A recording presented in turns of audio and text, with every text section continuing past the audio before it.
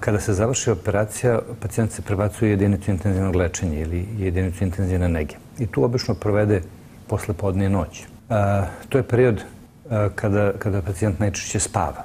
Tako da je to između ostalog efekat operacije, efekat anestezije i na kraju efekat opuštanja od stresa pre operacije. To je period kada pacijent treba da bude pod budnim okom lekara i medicinskih tehničara, sestara, i to je moguće u jedinici intenzivne nege i to se ostvaruje u jedinici intenzivne nege. Već sledeće jutro se ide na odelenje. Na odelenju se pacijent mobiliše iz kreveta, ustane iz kreveta, počinje da šeta prvo po sobi, pa potom po hodniku.